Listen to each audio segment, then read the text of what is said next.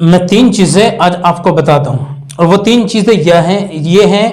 کہ پیچھے سے ہم بستری کرنا یہ کیسا ہے، عورت سے پیچھے کے مقام سے ہم بستری کرنا یہ کیسا ہے، اور دوسری بات یہ ہے کہ جو ہے رات میں جب ملاقات کریں تو ملاقات کرنے والی باتیں، چاہے پہلی رات ہو، فرسٹ نائٹ ہو، یا اس کے بعد کی کوئی سی بھی رات ہو، تو وہ باتیں عورت جو ہے وہ اپنی سہیلیوں میں جا کے، اور مرد اپنے جو ہے وہ دوستوں میں جانے کے بعد میں بتائے تو وہ کیسا ہے، اور تیسرا نشے کی حالت میں ہم بستری کرنا یہ کیسا ہے۔ ان تینوں چیزوں کے اندر زیادہ تر ہمارے نوجوان ملوث ہیں، تو وہ ملاحظہ فرمائے کہ تینوں چیزوں کے اندر کیا کیا خرابی ہے، کیا کیا نقصان ہے۔ سب سے پہلا، پیچھے کے مقام سے ہم بستری کرنا یہ کیسا ہے۔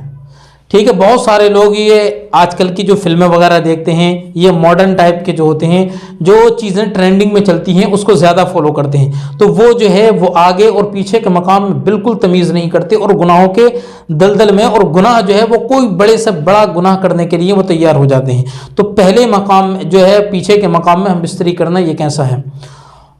اللہ رب العزت نے قرآن مقدس کے اندر ارشاد فرمایا، نساؤکم حرث لکم فاتوا حرثکم انا شئتم، عورتیں تمہاری کھیتی ہیں، جیسے تم چاہو ویسے ان کو استعمال کر لو۔ تو اس کا مطلب یہ نہیں ہے کہ آگے والے مقام میں بھی اور پیچھے والے مقام میں بھی۔ اللہ کے نبی صلی اللہ تعالیٰ علیہ وسلم نے فرمایا کہ عورت کے صرف آگے والے مقام کے اندر جو ہے وہ ملاقات کرنی ہے، ہم بستری کرنی ہے، وہ اس کے لیے جائز ہے، اور پیچھے والے جو ہے پیچھے والے مقام میں جو ہے وہ اس کے لیے منادی ہے اور حرام ہے اس کے لیے۔ لیکن اس کو یہ اجازت دی گئی ہے کہ جیسا اس کا کھیت ہوتا ہے تو وہ اپنے کھیت کے اندر جدھر سے چاہتا ہے ادھر سے آ جاتا ہے، یعنی ہر چاروں کونوں میں سے جو ہے وہ اپنے کھیت کے اندر داخل ہوتا ہے۔ ویسے ہی اس کی بیوی کا معاملہ ہے، چاہے وہ سائڈ سے کرے یا آگے سے یا پیچھے سے، جیسا اس کو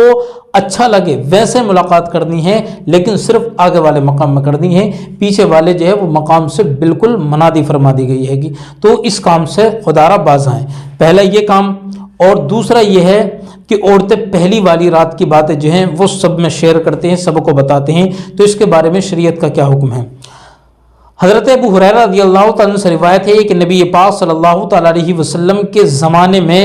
یہی بات جو آج کے دور میں چلتی ہے کہ عورتوں کو بتاتی ہیں کہ میرے شوہر نے ایسا کیا، اور مرد اپنے دوستوں میں بتاتا ہے کہ بھائی نے ایسا کیا، بھائی نے ایسا کیا، فخر کے ساتھ میں وہ باتیں بتاتے ہیں کہ یہ ہوا، ساری باتیں ٹوٹل جو ہے وہ بتا دیتے ہیں۔ تو کہ یہی باتیں اللہ کے نبی صلی اللہ تعالیٰ علیہ وسلم کے زمانے میں بھی ہوئی۔ جب نبی پاک صلی اللہ تعالیٰ علیہ وسلم کو اس بات کی خبر پہنچی تو آپ نے سخت ناراضگی کا اظہار فرمایا، اور آپ نے یہ ارشاد فرمایا کہ ان لوگوں کی مثال ایسی ہے کہ جو اپنی باتیں اپنی سہیلیوں میں یا دوستوں میں جا کے بتاتے ہیں، ایسی ہے کہ جیسے ایک گندا مرد ایک گندی عورت، یعنی ایک شیطان مرد ایک شیطان عورت جو آپس میں ملاقات کرتے ہیں اور پھر اس کے بعد میں چوراہے پر وہ ملاقات کریں تو کتنی بڑی شرمندگی اور بغیرت کی بات ہوتی ہے۔ تو ان کی مثال نبی نے ایسے ہی دی ہے کہ وہ لوگ بھی ایسے ہی ہیں کہ جو آپس میں دوسروں کو باتیں بتاتے ہیں کہ وہ ملاقات کی، اور ان لوگوں کے ساتھ میں جو ہے وہ زنا کیا، لوگوں کے ساتھ میں وہ ملاقات کی۔ تو اتنی بڑی بے حیائی کی بات ہے، ایسی مثال اللہ کے نبی صلی اللہ تعالیٰ علیہ وسلم نے دی ہے۔ اور تیسرا یہ کہ نشے کی حالت میں ہم بستری کرنا یہ کیسا ہے، کیونکہ آج ٹرینڈ چل رہا ہے، بہت سارے لوگ کہتے ہیں کہ ہم نشے کی حالت میں کرتے ہیں تو اس سے ٹائمنگ بڑھ جاتی ہے، اس سے جو ہے بہت زیادہ سکون ملتا ہے اور بہت زیادہ دیر تک ملاقات کر پاتے ہیں۔ تو یہ نشے کی حالت میں ہم بستری کرنا یہ کیسا ہے؟ تو اس کو اللہ کے نبی صلی اللہ تعالیٰ علیہ وسلم نے بالکل منع فرما دیا ہے، سختی کے ساتھ میں اس کو منع فرمایا ہے کہ ہم بستری جو ہے وہ کبھی بھی نشے کی حالت میں نہیں کرنا چاہیے، کیونکہ اس کے بہت بڑے نقصان ہیں۔ اگر طبی حساب سے اگر دیکھیں تو اس کا سب سے بڑا نقصان یہ ہے کہ اس سے ایک ایسا مرض پیدا ہوتا ہے، کیونکہ شریعت کے اندر شراب کو آپ کو معلوم ہے کہ بالکل حرام ہے، چاہے شراب کوئی سی بھی ہو، تو شراب کو ام الخبائث کہا گیا، تمام برائیوں کی جڑ جو ہے وہ شراب ہے۔ تو ایسی صورت میں اگر کوئی شراب پینے کے بعد میں ملاقات کرتا ہے تو شرابی کے بارے میں لکھا ہوا ہے ایسا کہ جیسے اس نے ماں کے ساتھ میں زنا کیا، اور دوسری حدیث مبارکہ میں ہے کہ اس کے دل سے جو ہے وہ ایمان ختم ہو جاتا ہے، اور تیسری حدیث مبارکہ میں ہے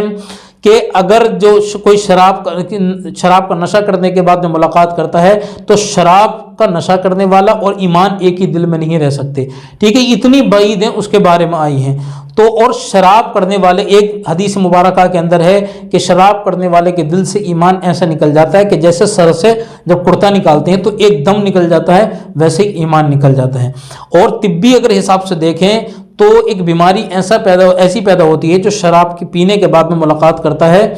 کہ اس سے جو ہے اس کا بچہ لنگڑا لولا اپاہج، ٹھیک ہے، اور بے دین بچہ اس سے جو ہے وہ پیدا ہوتا ہے۔ تو اس بات کو دھیان رکھیں، یہ تینوں چیزیں، ایک پیچھے مقام سے ہم بستری نہیں کرنی ہے، اپنی ملاقات کی باتیں کسی کو نہیں بتانی ہیں، اور نشے کی حالت میں ہم بستری بالکل بھی نہیں کرنی۔